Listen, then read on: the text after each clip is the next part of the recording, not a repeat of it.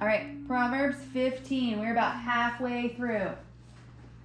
A little under. There are 31 Proverbs. Oh, okay. We're halfway there. Living on a prayer. Quite literally. Okay, so Proverbs 15 was our proverb today. What verse did you start? Lizzie, now tell me what verse you started. I know. Verse 25. Okay, I asked Lizzie, let's be patient, okay? Yes, I want you to share, but let's let Lizzie get to hers too.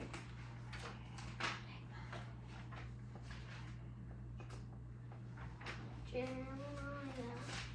let's remember, it's easiest if we write, even if you don't have to write the whole verse, but you can write the reference on your paper so that when you're asked, because I know you don't like to write in your Bible twice, although I see doodles in it, so. That's when I was like 6 when I first got the Bible. You were Proverbs not 6 when you got that Bible. Proverbs 15. I just got into 7. I was 7. Proverbs. I just got when I turned 7 to 11. I Proverbs. disagree, but it's fine. Proverbs 15:19. The way of the lazy man is like a hedge of thorns, but the way of the upright is a highway. Okay, why did you pick that verse? Because it reminds me not to be lazy and not to go to the thorns, but go to the highway. Okay. Corlin, will you share yours now? The verse 25.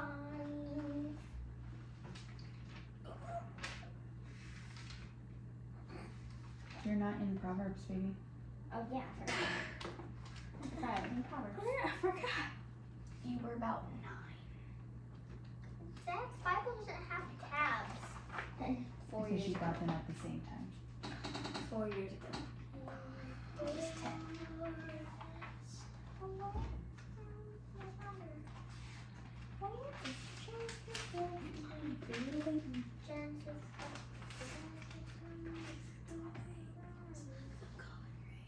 Can I say mine? Be patient.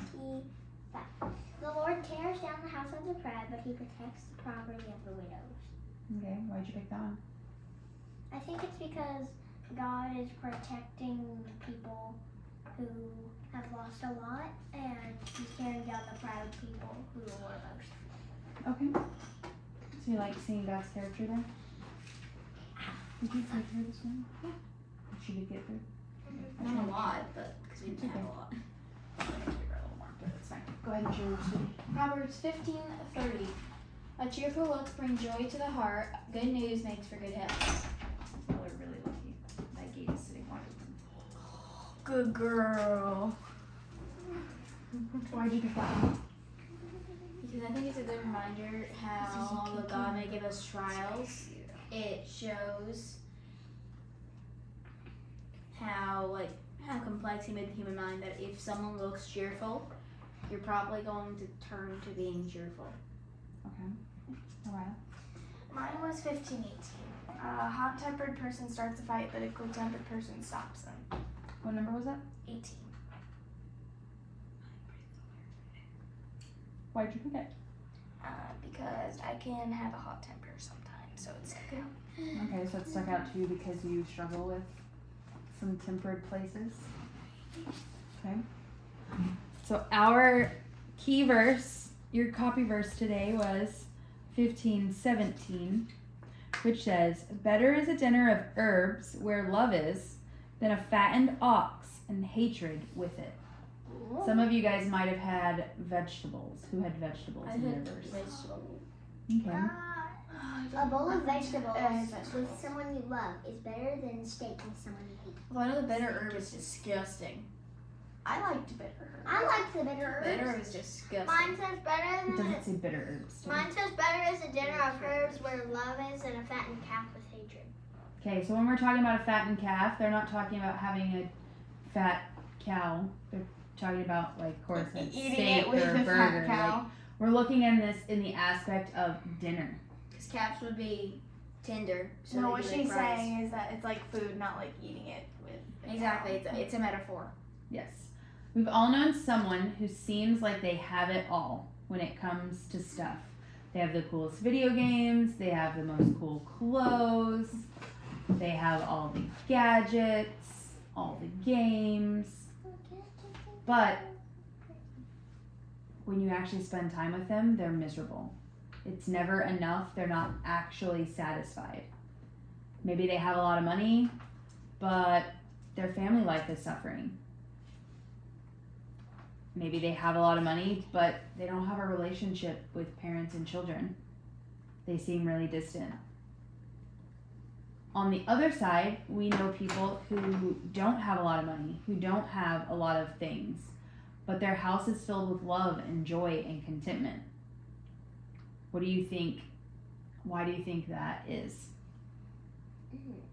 Because they don't have a close enough relationship with God. I feel like people. I don't understand how you got to that answer.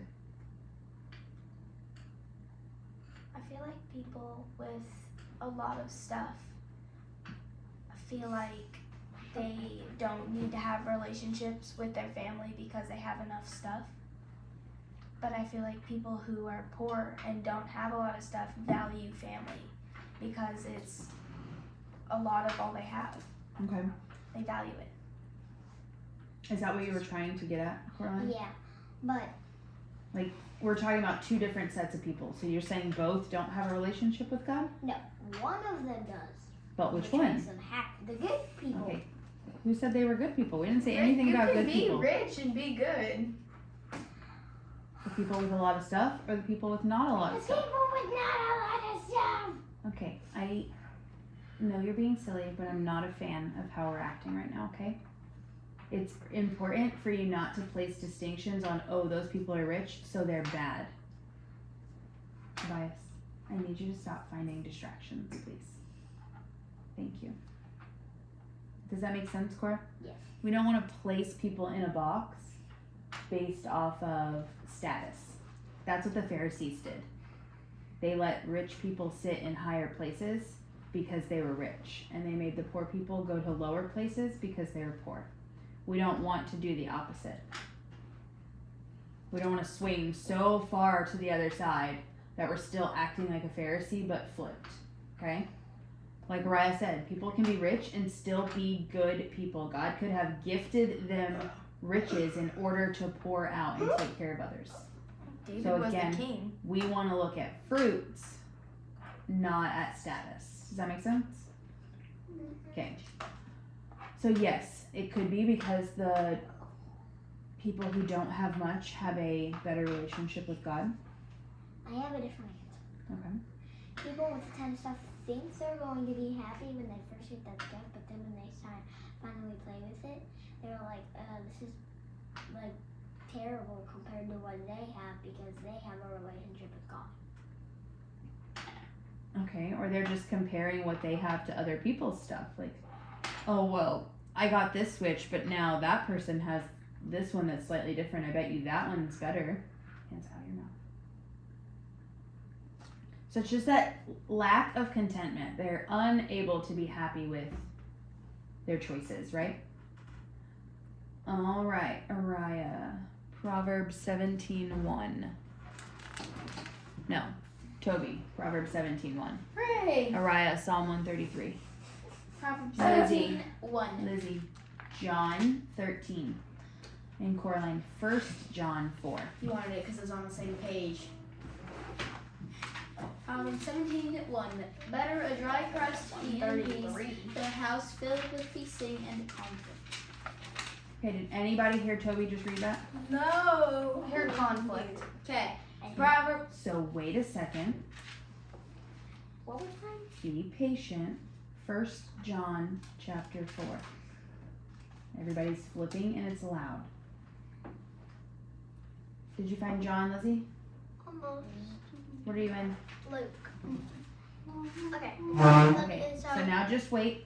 John 13. It's fine, just wait. Toby's gonna read Proverbs 17:1. Proverbs 17:1. Better a dry crust eaten in peace than a house filled with feasting and conflict. So what does that tell us? It's basically the herbs and the steak thing. Well, no, it's different. It's better to eat something that's not that great and satisfying, but be at peace, than to have the best meal with a bunch of people fighting. Grandma, 13. 34?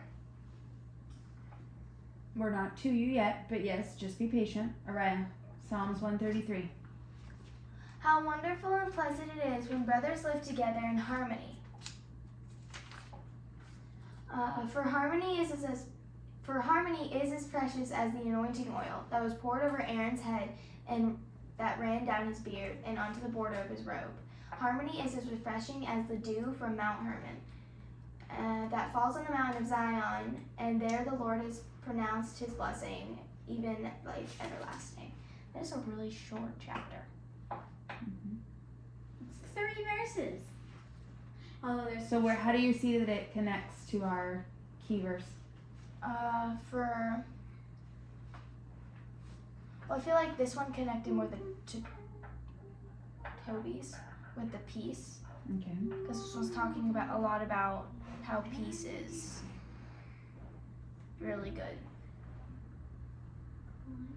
Okay. All right, Liz. Chapter 13, verse 34. Okay. A new commandment I give to you, that you love one another as A new commandment I give to you, that you love one another as I have loved you, that you also love one another. Okay, how does that connect? That they love each other. Okay, so we're pointing out that Jesus is commanding us to love one another. Is loving one another easy? No. No, not really, huh? All right, Cora. 1 John 4, verse 7. Dear friends, let us continue to love one another, for love comes from God. Anyone who loves is a child of God and knows God. Okay, so this gave us a new insight. If we love one another, what does it say? Dear friends, let us continue to love What one does the end of that verse say? Anyone who loves is a child of God and knows God. Okay, so it says, if we love one another, then we know what? God. Then it's proof that we know God, because Yes. God is love, right? So, going back to our key verse, better is a dinner of herbs where love is than a fattened ox and hatred with it. Which one, before you heard this verse, would sound better to you for dinner?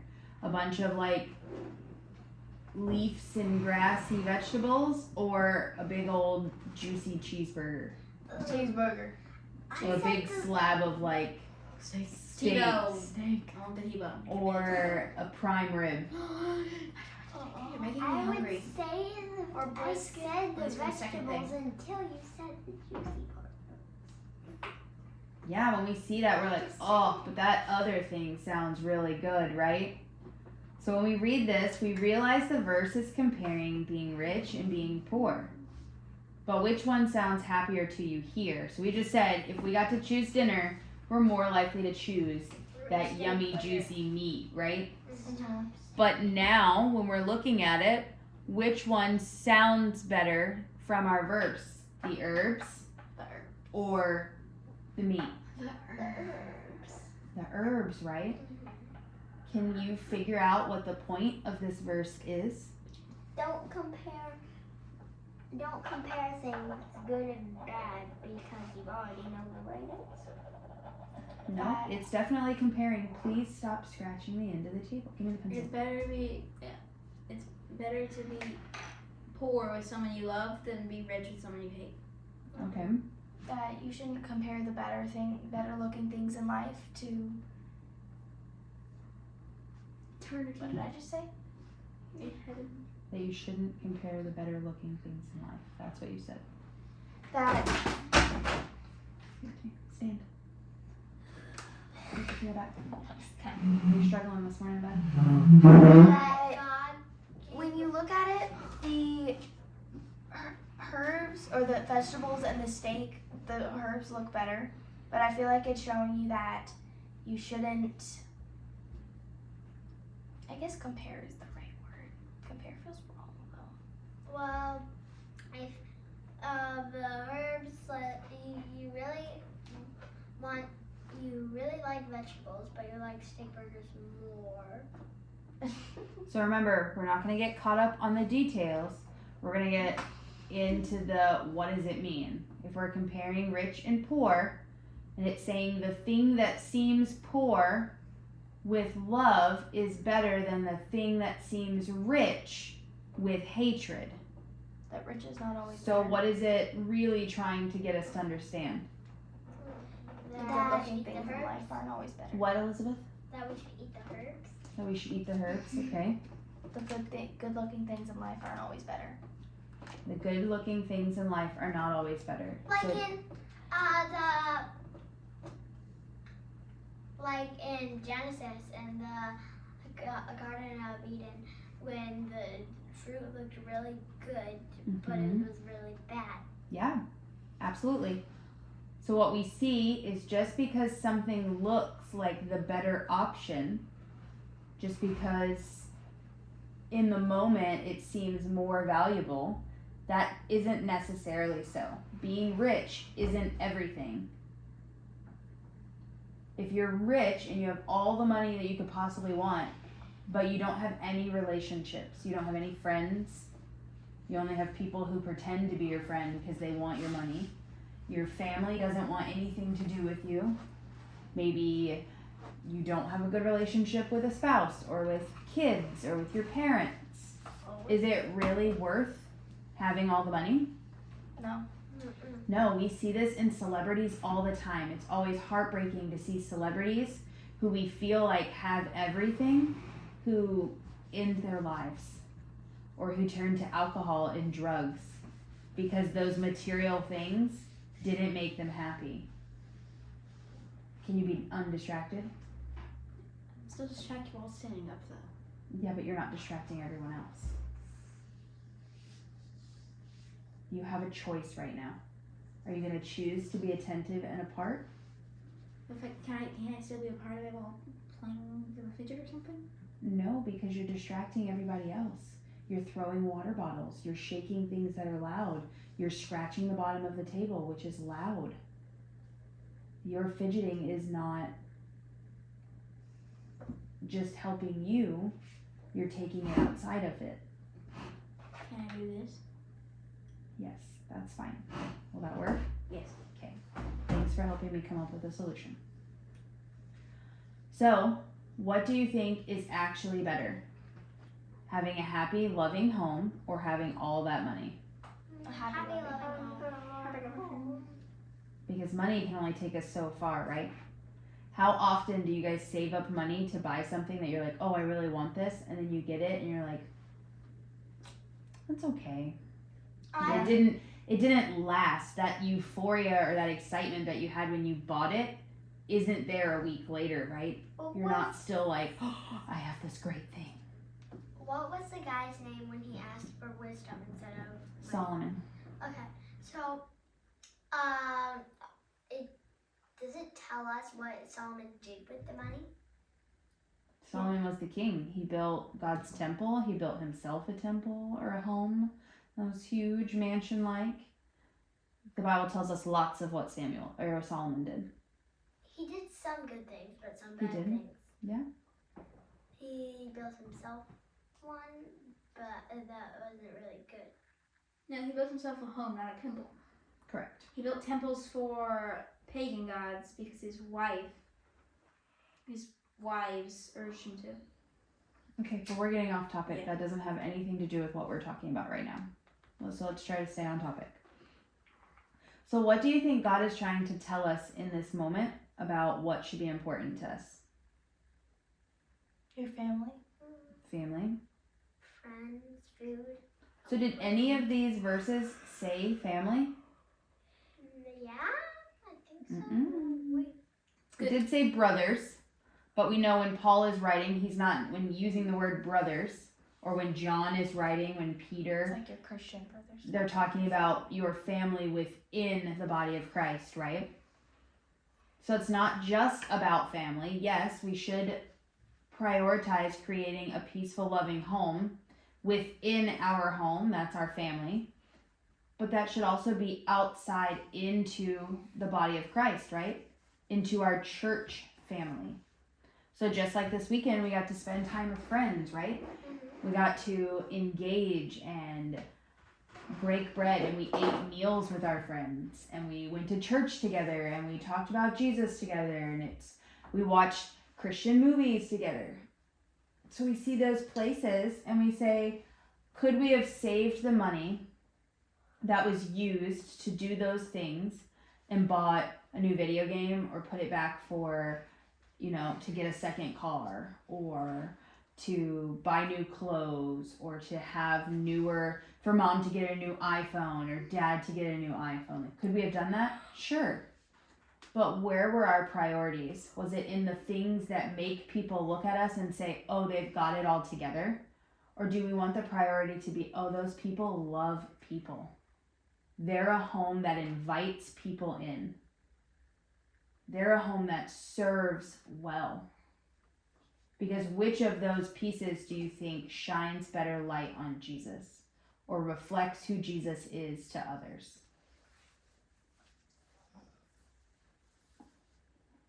Not prioritizing the bad things, prioritizing friends and... Is getting a new iPhone bad? No. No. It's just some cases. It's better. There we go. I just want to be careful that we're not categorizing where we put people in boxes of, oh, you have a brand new iPhone, so you don't have the right priorities. That's bad. Yeah. That's going to look different for all of us at different stages in time. Spending the money God has provided you is not bad, but we must be intentional about thinking and praying and being good stewards of that item, of that gift. A loving family is one of God's biggest gifts and blessings. If a home is full of fighting and tension and anger, it's not a fun place to be. You guys have spent time in homes that are loving and blessing filled. And how did you feel when you were there? I felt like very happy for the people who live there, that they have good stuff and people who love them. But how did you feel being there? Not how were you thankful for them? How did you actually feel being at someone's house where their parents love them, where they spend time together, where there's an atmosphere of love and joy and peace within their family?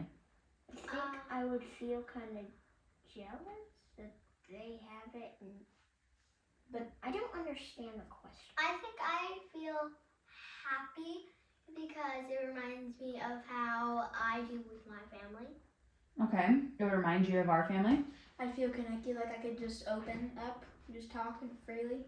Okay, so you would feel connected, so you would feel comfortable. I thought you meant like we didn't have that and other people did. Do you feel like we don't have that? No. I thought that was what you said. No. When you go, so like, for me, I can say when we've gone to the Solorias and we had dinner with the Solorias, seeing how their kids interact with their parents, seeing how they interact with each other. Yes, they're still siblings. Yes, they still have little bickering moments, but they were kind. They were respectful.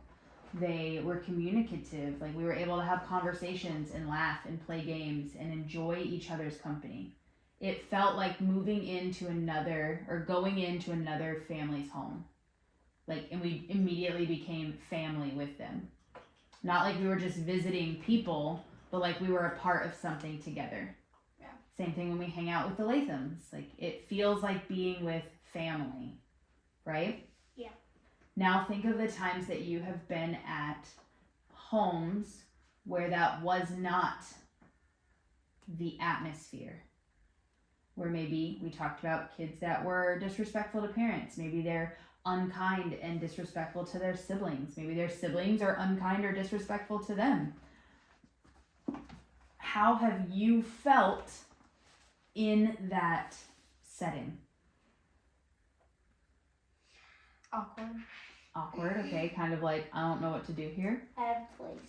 Out of place.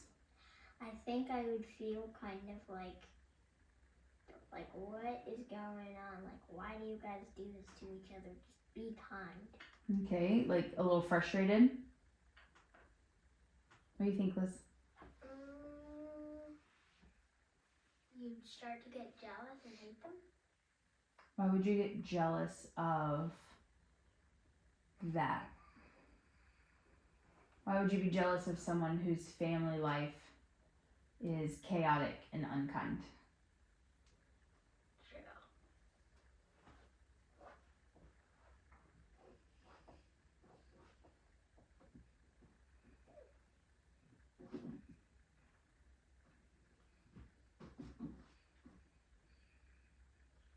Well, I could be jealous of what good things that they could actually do at some point. Okay, but that's not what we're talking about right now. The question was, when you're at someone's house who doesn't have that loving, compassionate family atmosphere, and it's more chaotic, there's fighting, there's turmoil, there's disrespect, how does it make you feel when you're in those places? It makes me feel sad that they don't have the opportunity to act well. Okay, so it makes you sad. So we said sad, we said frustrated, awkward, out of place. Why do you think you feel those things in those moments? Because we have a good relationship with each other, and sometimes we can have a little fights, but we don't fight every single second that we get. Okay, because our family functions different, right? It's miserable to be in places where there's lots of fighting and tension and anger. No matter how nice it is, no matter how beautiful their house is set up, no matter how many toys or fun things they have, if all that's going on around you is fighting and anger and tension, it does not feel fun. We can be tempted to value those shiny, cool things, though, over the people that we have. Think about the times where your siblings have said, hey, come play a board game with me, and all you want to do is watch the TV, or all you want to do is play your video game, or do the thing that you want to do. Before you cast stones, remember that you are not innocent. But Just you also as looked at me. I didn't look at you purposely, but she did. You have also been the person to say, no, I don't want to play with you right now. Those electronics, those things will be around all the time. But you only have a set amount of time with your siblings. You only have a set amount of time with the friends that God has placed in your life right now. The video games won't be around in February. What, Coraline? Since last night, since Olivia had an hour to fly outside, and since she left today from Morocco, I said, I'm not going to watch Wing Feather right now because I can watch that once when she leaves or another time. But I won't always have a friend to play with. Well, it's no different than Dad and I having to redirect both of you over Wing Feather last night when your friends were out jumping on the trampoline. Like, your friends are going to go home at some point. Wing Feather is, we own it. We have it physically in our DVD collection, right? I don't want to. But your friends are going to go home eventually. So you need to spend that time with people. We need to be people who value people, right? So this verse and a lot of the verses that we read that were connected are to help set our hearts straight. That those good, loving things are what we should prioritize, not the things that look cool or fun in the moment. So how can we make our home and family so welcoming and loving that it doesn't even matter if we're eating herbs for dinner? We can spend more time together than on electronics, and we can set boundaries. Okay. Speak nicely to everyone. Okay. Make it warming and welcoming.